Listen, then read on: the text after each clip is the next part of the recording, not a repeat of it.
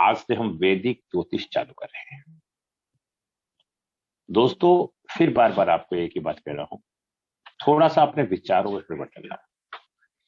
जितना परिवर्तन आप अपने विचारों में लाते चले जाएंगे, उतने ही महान आप बनते चले जाएंगे। मैं कल वो एक कहानी बता रहा था, मैं आपको आज शुरू में ही सुना देता हूं। आज हमारे इंट्रोडक्शन का और आज हम ज्योतिष का इस पर चर्चा करेंगे। मेरी इच्छा है, उसमें आप मुझे सलाह देंगे। मेरी ये इच्छा है कि हम बेस को अच्छा सीख लें। जब गाड़ी प्लेटफार्म पे आ जाएगी तो उसे भागने में परेशानी नहीं आएगी, और जब गाड़ी ही सही नहीं होगी तो उसे प्लेटफार्म में परेशानी आएगी, चल नहीं पाएगी। तो मैं आपका बेस मजबूत करना चाहता हूं। क्या मेरी ये सोच सही है? समर्पण समर्पण व्यक्ति को महान बनाता है। तर्क और विवाद, ये विषय आध्यात्मिकता का नहीं। अच्छा वो है जो अच्छा सबको लगे, अच्छा वो नहीं है कि जो मुझे अच्छा लगे। अगर मुझे समाज में रहना है तो मुझे वो कार्य करना है जो सबके अनुसार। अगर मैं वो कार्य करूंगा जो मुझे अच्छा लगे तो समाज मुझे एक्सेप्ट नहीं करेगा। और समाज एक वो तलवार है, इसके बिना हम रह भी नहीं सकते और ये हमें जीने भी नहीं देते। आज मेरा आध्यात्मिक प्लस ज्योतिष से संबंध है। हम वैदिक ज्योतिष जो जब ऋषि मुनियों ने कई कई हजारों साल तपस्या करने के बाद इसकी प्राप्ति करी, और हम चाहे एक क्लास में सीख जाए, एक दिन में सीख जाए, तो कैसे संभव है? आपको शुरू शुरू में अटपटा लगेगा, बस आपको उस अटपटे माहौल को सहना है। जब आप इस अटपटे माहौल को सह जाएंगी तो फिर वो धीरे धीरे वो चीज आपको आने लगेगी। जो आप नया नया कोई भी काम करते हैं तो बड़ा अजीब लगता है ना, और जब आप उसे सीख जाते हैं तो आपको लगता है ना इसमें तो कुछ था ही नहीं। ऐसा होता है ना। ज्योतिष क्या है दोस्तों? ये 5000 साल पहले ज्योतिष, जब हमारे सृष्टि की रचना हुई, जहां से हम न्यूमरोलॉजी शुरू करते हैं वहीं से वैदिक है। वैदिक हमारे वेदों से निकले ज्योतिष है। हमारे वैदिक वेदों के 6 भाग हैं, 6 ग्रंथ हैं। तो उनमें एक हमारा ग्रंथ नेत्र भी है, चक्षु भी है। हर ऋषि मुनि ने अपने अपने तरीके से इसे बताया है। तो आप भी सबके तरीकों को जज करके कभी जल्द ना करें, नहीं वो ये कह रहा था आप ये कह रहे हैं। ये हमारे अपने अपने विचार हैं। उन्हें विचारों को सुनो और उनके भावों को जानो। आप ज्योतिष को कैसे सीखेंगे? बस आपको आना पड़ेगा। ठीक है। ज्योतिष क्या है? आज मैं आपको ज्योतिष क्या है इसी पे काफी देर चर्चा करूं, जिससे आप फिर मेरा एक है, क्या है ज्योतिष, क्यों है उपयोगी? ज्योतिष संस्कृत का एक मूल शब्द है। कुछ विद्वान इसे ज्योतिष, ज्योति प्लस ईश, अर्थात ईश्वर का प्रकाश, ऐसे भी कहते हैं। ज्योतिष का भविष्य का ज्ञान करने वाले शास्त्र ही माना जाता है। ज्योतिष को भविष्य का ज्ञान प्राप्त करने वाले शास्त्र ही कहा जाता है, परंतु यह शास्त्र ही माना जाता है, परंतु यह अर्ध सत्य है। इसमें भूत, वर्तमान और भविष्य तीनों का जाना जा सकता है। ज्योतिष को समझने के लिए मात्र शब्दार्थ पर विचार करना पर्याप्त नहीं, इस विषय में विस्तृत गहन चर्चा और इस संदर्भ में भ्रांतियों का खंडन भी आवश्यक है। बहुत बारीकी से बातों को समझ। क्या है ज्योतिष? अंधविश्वास है। आधुनिक लोगों की यह आम धारणा है, ज्योतिष अंधविश्वास है, मात्र पंडितों की कमाई का धंधा है। आप सब एक ज्योतिषी बन रहे हैं और इसमें क्या क्या धारणा है मैं उन सब पे चर्चा कर रहा हूं। जैसे संसार में लोग की धारणा है उस आधार पर मैं सब पर चर्चा कर रहा हूं। ये आधुनिक लोगों की यह आम धारणा है कि ज्योतिष अंधविश्वास है, मात्र पंडितों की कमाई का धंधा है। लेकिन यह भी एक सत्य है। ऐसी धारणा उन्हीं सज्जनों की है जिन्होंने ज्योतिष को पढ़ा या जाना। कोई किसी चीज की बुराई जब ही करता है जब उस व्यक्ति को उस चीज का ज्ञान। लोग डॉक्टर को भी कह देते हैं कमाई का धंधा है, पंडित को भी कह देते हैं कमाई का धंधा है। कहना सब में आसान काम है। इसलिए मेरा सबसे निवेदन है उसे समझो। ज्योतिष के संबंध में भ्रांतियां और उनके कारण। ज्योतिष के विरोधी भी मात्र भ्रांतियों के शिकार ही नहीं, इनका प्रयोग करने वाले भी भ्रांतियों का शिकार है। ज्योतिष के इस विषय में लोग भ्रांतियों का ही शिकार हैं। दोनों प्रकार के भ्रांतियों का मूल कारण है किसी अंग विशेष को ही संपूर्ण ज्ञान लेने का भ्रम है। दूसरे शब्द में अज्ञान एवं अर्ध ज्ञान केवल प्रत्यक्ष को ही प्रमाण माना है। पूर्व जन्म की मान्यताओं के प्रति अविश्वास, कालांतर में होने वाले परिवर्तन पर ध्यान न देना तथा प्राचीन सिद्धांत संज्ञाओं को आज से परिप्रेक्ष्य में ज्यों का त्यों तोलने की कोशिश करते। कुछ लोगों की धारणा क्या है, पंडित जी आपने तो ये कहा था काम हुआ ही नहीं। ज्योतिषी कोई जादूगरी नहीं है। ज्योतिष एक किसी भी काम को करने का आभास है। लोग कहते हैं जी भविष्यवाणी करी थी, पंडितों को भविष्यवाणी फेल हो जाती है। तो आप इन बातों को समझो कि ज्योतिष क्या है। ज्योतिष को दर्शन शास्त्र, तर्क शास्त्र आदि से पृथक अलग रखा गया। ईश्वर प्रदत्त ऋषियों का प्रसाद मानकर संपूर्ण व संशोधनीय समझना, कर्म फल के बंधन को तत्व न जानना अथवा कर्म के स्वरूप या कार्य और कारण के संबंधों को न समझ पाना, विषयों को जानो और समझे बिना ही अपनी रुचि या अरुचि के आधार पर पूर्वग्रह या हठ धर्मता से काम लेना, उसका निष्पक्षता के साथ विवेचना करना है।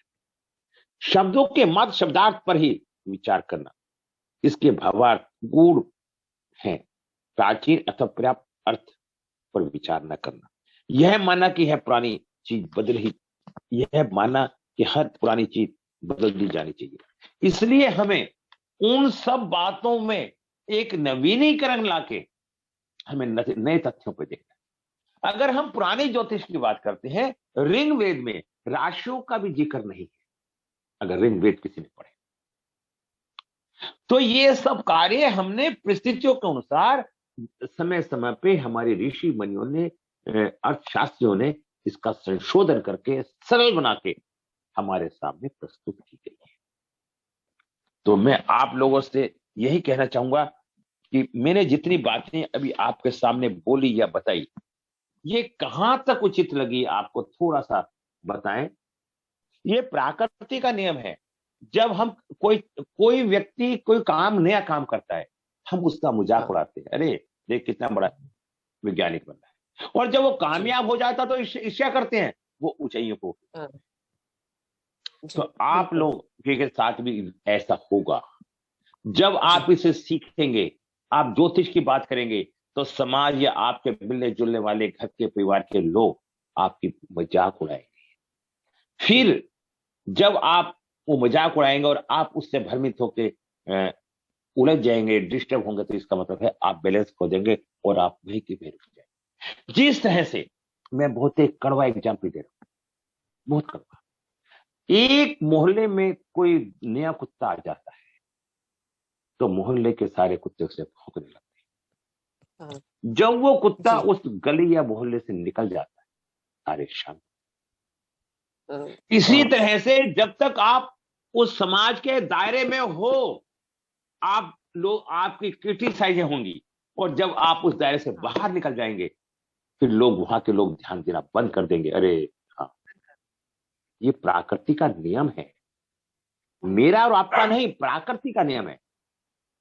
जब गर्मी हो जाती है तो हम हवा को तरसते हैं, और जब ठंडी हवा चलती है तो हम उसे रोते हैं कि हवा ठंडी चल रही है। क्या ये हमारे नेचर में है या नहीं है? जब हमें सर्दी लगती है, अरे कितनी सर्दी हो गई, हमारे नेचर में है। और जब हमारी गर्मी लगती है तो हम रोते हैं, अरे गर्मी हो गई। तो ये मानव की प्रवृत्ति है, वो हर समय नकारात्मक सोच सोचता है। मैं आपको इतने अच्छे तरीके से पढ़ाऊंगा, भले ही इसमें कितना भी समय लगे, बस आप तसल्ली से इसका अध्ययन करते रहना। और आगे मैं आपको निकालने का प्रयास करूंगा।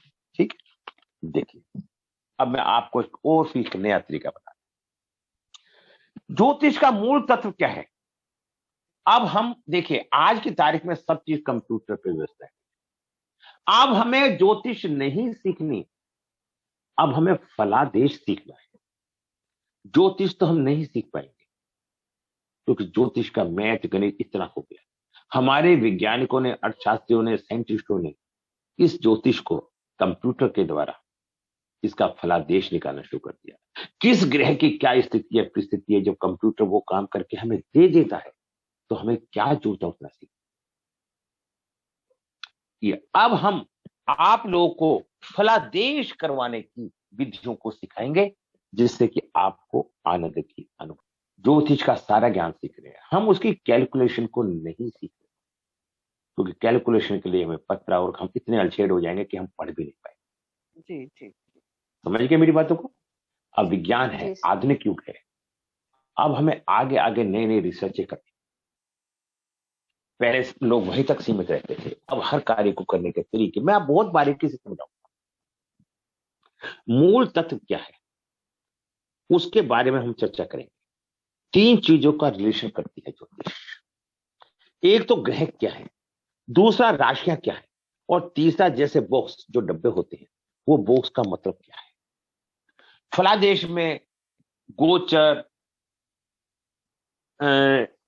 इवेंट, ये सब तो जब की बातें हैं जब हमें इतना कुछ आ जाएगा, लेकिन मैं समय समय पे आपको पूरा आपको ज्ञान देने का प्रयास करूंगा।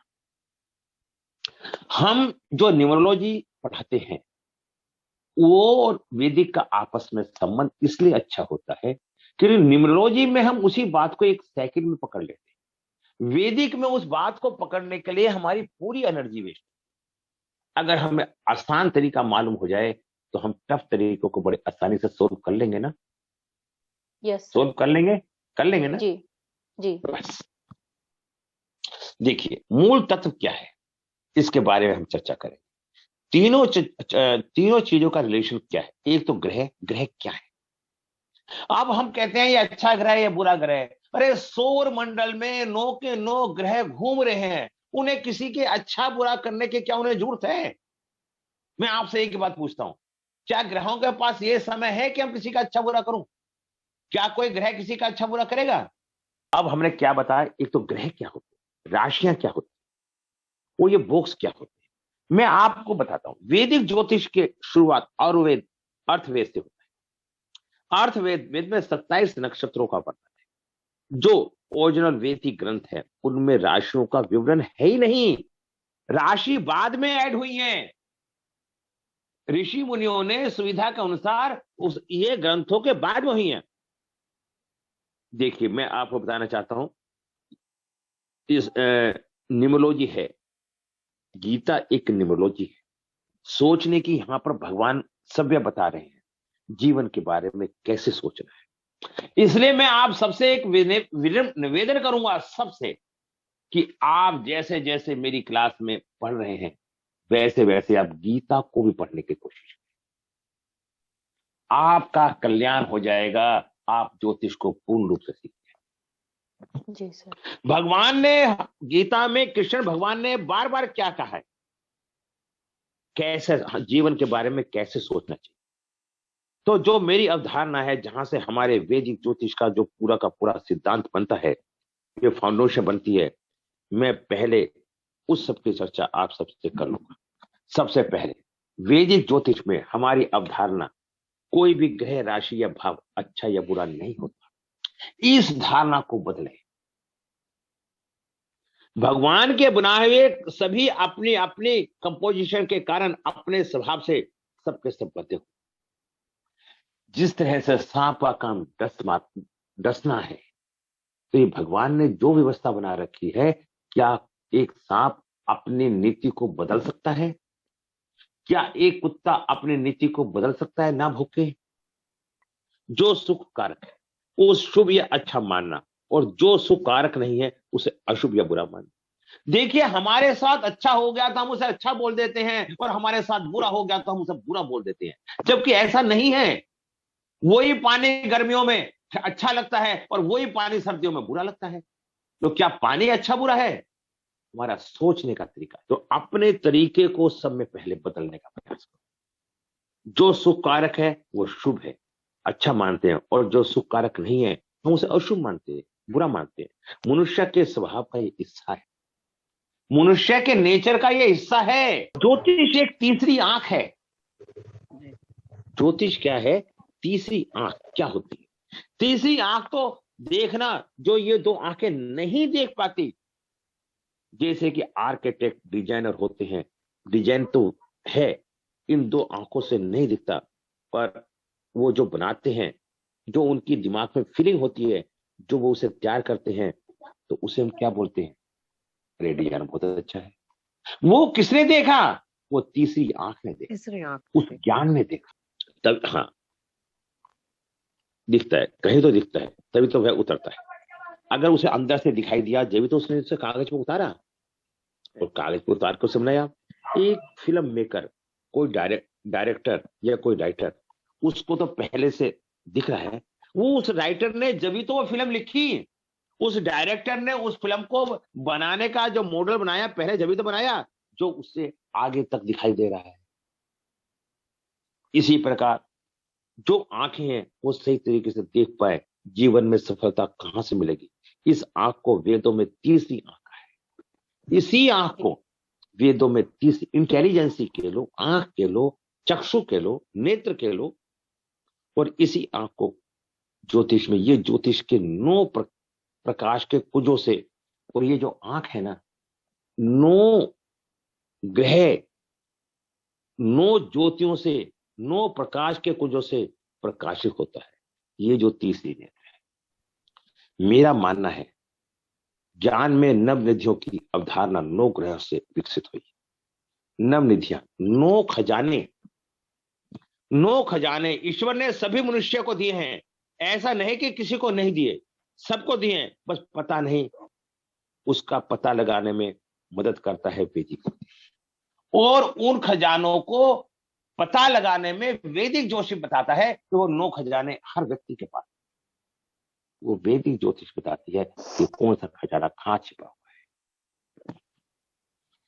है। अच्छा, कोई भी कर्म सिद्धि के 5 कारक है। देखिए, नवनिधि 9 खजाने बता दिए। कोई भी कर्म की सिद्धि के 5 कारक है। कोई भी कर्म हम करते हैं तो उसके सिद्धियों के 5 कारक होते हैं। नंबर 1 व्यवस्था, नंबर 2 कर्ता, नंबर 3 साधन, और नंबर 4 चेष्टा, और नंबर 5 दिव्य, देवता, दिव्य प्रकाश। किसी भी काम को करने की ये 5 बातें हैं। कभी किसी ने इन बातों पे चर्चा करी? नहीं सर। जानना कभी हमने सोचा जी नहीं। हमारी व्यवस्था कैसी है, करने वाला कौन है, साधन कैसे हैं, चेष्टा कैसी है? दिव्य, ईश्वर। इसी के आधार पर जो करता है वो वैदिक ज्योतिष में वो है 9 ग्रह। जो करता है वो कौन है? वो 9 ग्रह। साधना क्या है? 12 राशि रूपी सोच विचार। अभी मैंने बताया साधन। साधन क्या है? 12 राशि रूपी सोच विचार। नवग्रह में कुछ की सोचने की 12 तरीके हैं। साधन क्या है? 12 राशि हैं। हर व्यक्ति के 9 12 राशि में पूरा ब्रह्मांड समाया हुआ है, और इन 12 राशियों से हम किस किस विषय में सोच सकते हैं, इसका ज्ञान हमें इन 12 राशियों से, ये 12 डब्बे हैं, इससे हमें ये मालूम होता है। हम इन्हें बॉक्स भी बोल देते हैं, डब्बे भी बोल देते हैं, राशि भी बोल देते हैं, स्टेशन भी बोल देते हैं। जिस तरह से मिनिस्ट्री के अंदर, चलो अभी आगे बढ़ाता हूं। जैसे ठीक है, किसी को लगता है प्रेम से बात करेंगे तो काम होगा, किसी को लगता है और नहीं थोड़ा दबंग होकर बात करेंगे, किसी को लगता है थोड़ा गंभीर भाव से बात करेंगे तो काम बनेगा। इसी प्रकार के 12 अप्रोच है। हम हर काम को 12 तरीके से सोचते हैं, उनसे करते हैं। नीता जी, नीति जी समझे राशियों को आपने बारीकी से? है? जी बिल्कुल सर, क्लियर होती, एक एक बात क्लियर हो रही है क्लियर हो रहे सर, बिल्कुल बिल्कुल। हैं? जी जी तो जी। अब लोग वैदिक ज्योतिष को डरा देते हैं और पढ़ नहीं पाते हैं। इसी के आधार पर जो कर्तव्य मैंने बताया, साधन क्या है, 12 राशि रूपी सोच विचार और व्यवहार के को सोचने को 12 तौर तरीके। हमने 12 राशि बताई और मैंने बताया 12 तरीके हैं। किसी को लगता है प्रेम, देखिए हम हमारे सोचने का एक ही काम को सोचने के 12 ढंग हैं। अब जो ग्रह जहां पे बैठा है उसी तरीके से वो व्यक्ति उस बात को सोचेगा। किसी को लगता है प्रेम से बात करे, किसी को लगता है गुस्से से बात करे, और किसी से लगता है दबंगता से बात करें किसी भी बात को, और किसी को लगता है किसी के सहयोग से बात करें। काम एक ही है, लेकिन 12 अप्रोच होती है, 12 सिफारिश होती है, 12 राशि रूपी सोच विचार व्यवहार के कुछ कोर्स, 12 तो तरीके होते हैं सोचने के। किसी को लगता है, मैंने बता दिया। फिर आती है व्यवस्था, साधन क्या है, फिर आता है व्यवस्था। वास्तव में जो 12 भाव हैं, कुंडली के 12 भावों को हम कहेंगे बॉक्स। वास्तव में ये जो 12 बॉक्स हैं, ये लाइफ के 12 डिपार्टमेंट हैं। आप ये मानिए, बस यूं समझो एक बड़ी सी बिल्डिंग है और उनमें 12 कमरे हैं, और हर कमरे में एक डिफरेंट मिनिस्ट्री है। पूरी भारत सरकार 12 डब्बों से चल रही है। इंग्लिश में इन्हें 12 हाउस कहा जाता है। समझ गए मेरी बात को? इंग्लिश में इन्हें बॉक्स कहा जाता है, हिंदी में इन्हें हाउस कह लो, बॉक्स कह लो, डिब्बे कह लो, राशि कह लो, स्टेशन कह लो, जिस तरीके से भी आप इसे समझ लो उसे। उसके बाद होती है चेष्टा, एक एफर्ट्स। ये क्या है? आज तक आपको ये बात नहीं मालूम। व्यवस्था क्या है? 12 राशि। और चेष्टा क्या है? 9 ग्रह। नेताजी इस तरह का तरीके से कभी किसी ने बताया या सुना? मैं तारीफ के नो सर, दृष्टिकोण से नहीं बोल रहा। नहीं नहीं सर, आप समझ गए ना? 12 राशि क्या है? हमारी व्यवस्था। और 9 जी ग्रह क्या है? चेष्टा। जी, व्यवस्था, हाँ, जी चेष्टा। हाँ 9 ही जी प्रकार की चेष्टा है ज्योतिष में मान्य है। और ये 9 ग्रह 9 प्रकार की चेष्टा करते हैं। वास्तव में चेष्टा क्या है, इस पर हम चर्चा करते हैं। इसको ज्योतिष में कहते हैं महादशा और अंतरदशा। 120 का एक गणित है, और वो बटा हुआ है एक मेजर पीरियड है, एक सब पीरियड है। तो उसे कहते हैं महादशा, अंतरदशा, पंचदशा। उसे कहेंगे मैनेजर, डायरेक्शन, असिस्टेंट, डायरेक्शन। इससे रूल डिफाइंड हो जाते हैं। बहुत बारीकी से समझ गए आप क्या है कि जो ईश्वर ने हमें व्यवस्था बना के दी है, वो 9 ग्रहों को उन्हें डिपार्टमेंट सौंप दिया। हर ग्रह को डिपार्टमेंट सौंप दिया। आप अपने अपने हिसाब से अपने अपने डिपार्टमेंट का कार्य करो। 9 ग्रह। समझ गए आप सारी बातें? इतनी बातें समझे? हमें ज्योतिष कैसे सीखनी है? अब हम कुंडली लगाने लगते हैं, ये उच्च का है, नीच का है। पहले हमें कुंडली का आधार मालूम। ठीक है? अच्छा, ज्योतिष शास्त्र क्या है ये मैंने बता ही दिया। आकाश में चमकने वाले ग्रह तारे को ही ज्योतिष कहते हैं।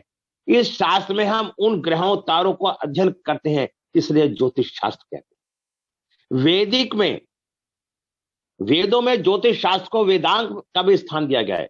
वेदों को अगर शरीर माने तो वेदों की आंख कहा गया है। आंखों के कार्य की तरह ज्योतिष शास्त्र हमें समय अनुसार जीवन को दर्शाते हैं। इसलिए समय से संबंधित सभी विषय, आकाश में दिखने वाले ग्रह तारे, उनका मानवीय जीवन से संबंध, उनके ज्ञान हमें ज्योतिष शास्त्रों से मिलता है। हमारे सौर मंडल में जो तारे दिखाई देते हैं वो नक्षत्र का काम करते हैं। जो ग्रह दिखाई देते हैं वो ग्रह का काम करते हैं। 27 नक्षत्र होते हैं और 12 राशियां होती हैं, ये सौर मंडल में दिखाई देती हैं। और जब व्यक्ति का जन्म होता है, जन्म के समय का एक नक्शा है। जिस तरह से नक्शा खींच के हम किसी के अंदर तक की गहराइयों को समझ लेते हैं, उसी तरह से हम जब बच्चे का जन्म होता है उस नक्शे के द्वारा हम सब व्यक्ति के जीवन में घटने वाली अच्छी बुरी घटनाओं के बारे में जान लेते हैं। ठीक है, इसलिए समय से संबंधित सभी विषय, आकाश में दिखने वाले ग्रह तारे और उनका मानव जीवन से संबंध, उनके ज्ञान हमें ज्योतिष शास्त्र से मिलता है। अब इनका ज्ञान कहां से मिलेगा? जिस तरह से कोई एक्सरे खींचने वाला डॉक्टर होता है, क्या हर डॉक्टर एक्सरे खींच लेता है जी? ज्योतिष भी हर व्यक्ति नहीं जान सकता, और जिसे ज्योतिष का ज्ञान है वो उस व्यक्ति के जीवन में घटने वाली घटनाओं के विषय में पूर्ण रूप से जान लेता है। कुंडली में कुछ अंक होते हैं 1 से लेकर 12 तक, ये हमारी राशियां होती हैं। ये 1 2 3 4, 1 मेष राशि, 2 वृक राशि, 3 मिथुन राशि, 4 कर्क राशि, 5 सिंह राशि, 6 कन्या राशि। मैं आप सबको बताना चाहता हूं, अब यहां पे आप लोशो को भूल जाओ। अगर आप लोशो को याद रख के इससे पढ़ रहे हैं तो आप ना ये पढ़ पाएंगे ना लोशो पढ़ पाएंगे। जब आप मंदिर में जाते हैं तो जूते चप्पल बाहर उतार देते हैं।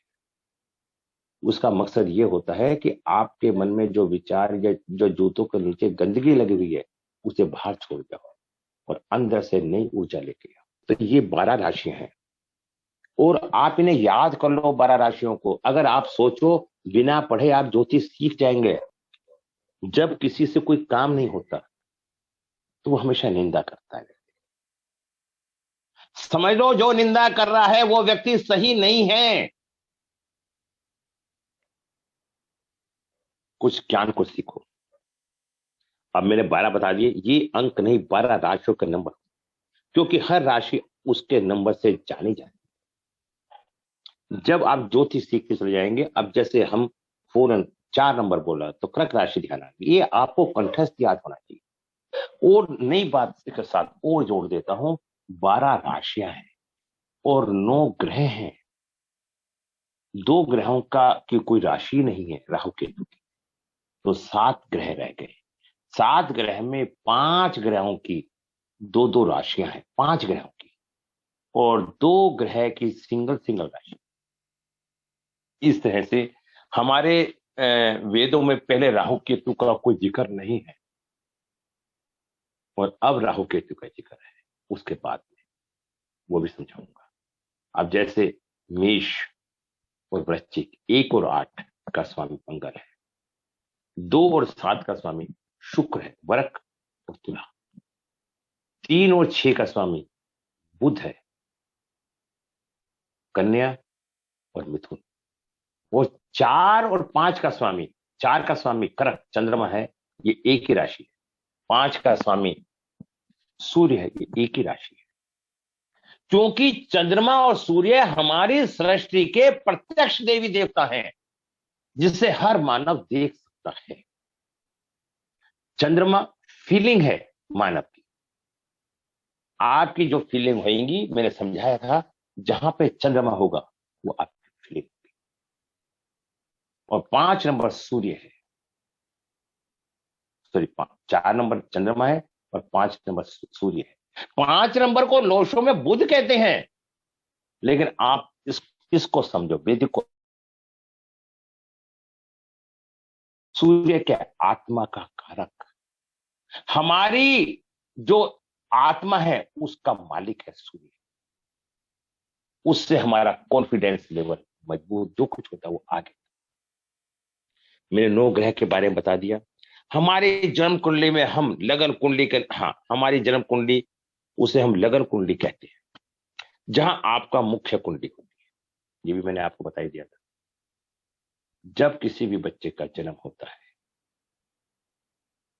तो पृथ्वी पे उस समय जो भी राशि उसके परिवेश में आ जाएगी वो लगन हो जाएगा। और जहां चंद्रमा जाके बैठा होगा, वो 9 ग्रह जिस भी खाने में चंद्रमा होगा, ये सब आपको कंप्यूटराइज मिल जाएगा। जहां भी चंद्रमा होगा, वो वहां मन होगा आपका, उसे चंद्र राशि कहते हैं। और हमारे हिंदुस्तान में के हमारे इस एरिया में, उत्तरी भाग में, हम चंद्र राशि से देखते हैं, दक्षिण के लोग सूर्य राशि से देखते हैं। तो इसीलिए ज्योतिष एक नहीं हो पाई, कहीं कहीं भ्रांतियां है नहीं। कुछ लोग लगन से ही देखते हैं। लगन से व्यक्ति के जीवन में घटने वाली वो घटनाएं जो स्थायी रूप से हैं, उनका मूल्यांकन होता है।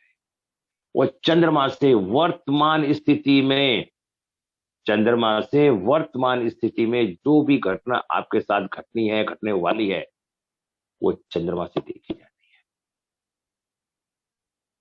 आप समझ गए? लगन में आपकी हर चीज फिक्स होती है। भाग्य 6 चीज, यश अपयश, लाभ हानि, जन्म मृत्यु, ये 6 चीज फिक्स है।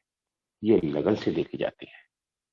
और चंद्र लगन से जीवन में घटने वाली घटनाओं को देखा जाता है। नक्षत्र से राशि बनती है, इसलिए राशि के साथ नक्षत्रों का भी अध्ययन करना पड़ता है। इनका आपसे संबंध समझना पड़ता है, जिसे ज्योतिष भाषा में योग कहते हैं। हर कुंडली में उन्हीं योगों को देखना पड़ता है। ज्योतिष शास्त्र एक कोड भाषा है। कुंडली में राशि, ग्रह, भाव, इन तीनों का आपसी संबंध देखकर, राशि, ग्रह और भाव तीनों को आपस में देखकर, उनके आपसी योग को देखकर, और फिर उन सभी को कॉम्बिनेशन को देखकर स्थान, काल, सामाजिक स्थिति को समझते हुए शास्त्र नियमानुसार अर्थ निकाले जाते हैं। समझ रहे आप? इसके बाद दशाएं, गोचर की मदद से हम समय ज्ञात करके कब क्या होगा यह निर्णय लिया जाता है। मुख्य कुंडली, लगन कुंडली, उसके साथ ही राशि कुंडली का भी महत्व होता है। आप समझ रहे हैं? इसके बाद मैं 27 नक्षत्रों के बारे में बताना चाहता हूं। देखिए, फिर मैं कहता हूं कि ये सब ना किताबें लेनी पड़ेंगी। मैं कितना पढ़ाऊंगा वो आप नहीं वो पढ़ पाएंगे। जिस पे किताब ना हो, जो मैंने सारी बातें बताई वो करिए। अच्छा, 27 नक्षत्रों में हमारे 9 नक्षत्र देखिए पहले कौन से होते हैं। पहला नंबर होता है अश्विनी, दूसरा नंबर होता है भरणी, और तीसरा नंबर होता है कृतिका, और चौथा नंबर होता है रोहिणी, और 5वां नंबर होता है मृगशिरा, छठा नंबर होता है आद्रा, और 7वां नंबर होता है पूर्णवसु, और 8 होता है पुष्य, और 9 होता है अश्लेषा। अब मैं आपको ये बताना चाह रहा हूं, इनके सबके एक स्वामी होते हैं। 27 नक्षत्र होते हैं। एक राशि में 4 चरण होते हैं। ठीक है ना? तो ये भी पूरा एक चैप्टर है, और ये मैं समय आने पे इसे एक दिन पूरा चैप्टर क्लियर कर जैसे कैसे। ठीक है, लेकिन अब सुन लो 27 नक्षत्र कौन से हैं। ये हो गया, पहले अश्विनी लिखो, दूसरा मेघा, तीसरा मूल। इसका सिद्धांत एक है, 1 से 9 लिखो, फिर 10 से 18 लिखो, फिर 19 से 27 लिखो, 3 लगाने होंगे। तो मैंने 9 बताई दिए। फिर मेघा और मूला ये केतु के नक्षत्र में आते हैं। मैंने बताया अश्विनी, मघा, मूला ये केतु नक्षत्र का स्वामी होता है। भरणी, पूर्व फागुनी, पूर्वाषाढ़ा शुक्र होता है। कृतिका, फागुनी, उत्तराषाढ़ा सूर्य होता है। रोहिणी, हस्त, श्रवण चंद्र होता है। इन राशियों के स्वामी जो होंगे, उस नेचर में उस व्यक्ति का स्वभाव पाया जाएगा। राशि कर्क राशि है और उसका स्वामी चंद्रमा है, तो उनमें ये नक्षत्रों का इनके 3 पहर होते हैं। ये सब के सब आपको किताबों में ही पढ़ना पड़ेगा। मैं भी पढ़ा दूंगा अगर आप जाओ। इनसे हम बीमारियों को भी देख सकते हैं। नक्षत्रों, हम इनसे बहुत कुछ चीज देख सकते हैं। ये चैप्टर जिस दिन कहोगे मैं रख दूंगा। अच्छा, कृतिका, फागुना उदयसाड़ा सूर्य, रोहिणी हस्त शर्म चंद्र, मृगशिरा चित्रा घृष्टका मंगल, आद्रा स्वाति शतभिक्षा राहु। अगर आपको किसी की ग्रह का नहीं पता, उसके नक्षत्र से जान जाओगे कि इसका स्वभाव कैसा है। पूर्णवसा विशाखा पूर्व भाद्रपद गुरु, पूर्णवसु स्वाति शतभिक्षा। मेरा नक्षत्र है वो है पूर्णवसा गुरु बृहस्पति, जिसका मैंने अभी क्या कहा था, जिसका जो नक्षत्र है वो वैसे ही कार्य करता है, उसका वैसे ही स्वभाव होता है। अगर एक ही उसको होंगे, उनकी संतान खराब निकलेगी, हैंडीकैप हो सकती है। ओह बात ग्रहों की नहीं है, बड़ी गहरी है ज्योतिष। जी सर। हाँ, खाली आप ये जानते हैं, आप साइंस के स्टूडेंट हैं, रिसर्च भी करते हैं, साइंस के होंगे ना आप तो स्टूडेंट। जी सर। हाँ, आप जानते हैं कि नेगेटिव फेस होते हैं जब लाइट जलती है, पता है ना। तो मैं आप सबको ये बताना चाहता हूँ, देखिए मैं बताना ये चाहता हूँ आप सबको कि हमें रिसर्च कर रहे हैं हर चीज की धीरे धीरे। और आप देखिए, पहले भाप के इंजन चलते थे, मैंने पहले ही बताया, पहले युद्ध ईंट पत्थरों से होते थे। मैंने ज्योतिष में बताया, बहुत बातें हमने कंसीडर की परिस्थितियों को। हम हर व्यक्ति की मानसिक सोच को डेवलप करने के लिए टैरो एक ऐसी विधि है, सरल विधि है, जिससे हम बहुत जल्दी से किसी की अच्छाई बुराई बीमारी या जीवन में आने वाली किसी भी घटना के बारे में जल्दी से अंदाजा लगा लेते हैं। और ऐसे ही लोशो ग्रिड है, ऐसे ही न्यूमरोलॉजी है। अगर कुछ ज्योतिष का पार्ट है तो वैदिक है, जिसमें अभी मैंने बताया 120 साल का इसका वो होता है। तो आप इसे थोड़ा श्रद्धा से, और हमारे जिस तरह से मैंने बताया, सांप का काम डसना है, बिच्छू का काम डंक मारना है, हम इन प्रवृत्तियों को नहीं बदल सकते। इसलिए मेरे नेचर में कोऑपरेशन का भाव है सब में। अगर आप मेरे कहने के बताने के बाद भी आप आगे नहीं बढ़ पा रही हैं, तो मेरा दावा है कि आपको इतना कोऑपरेट ना कोई करेगा और ना कोई कर पाएगा। आप कॉन्फिडेंस लेवल अपना मजबूत रखिए। कहीं ना कहीं सूर्य की कमी आ रही है आपके। अभी मैंने बताया सूर्य आत्मा का कारक है। हम लोशो गिट से, टैरो से, और हम आदमी के बोलते ही उसके ग्रहों को जान ले, तो ये ज्योतिष है। ठीक है ना। तो मैं ये चाहूंगा आप भी आने वाले दिनों में आप रेकी के ऊपर, और आप जैसे जैन धर्म से भी संबंध रखती हैं और मंत्रों के द्वारा भी आप उपचार करवाती हैं, हम ऐसा भी व्यवस्था एक फ्री समाज सेवा करवाने की इच्छा रखेंगे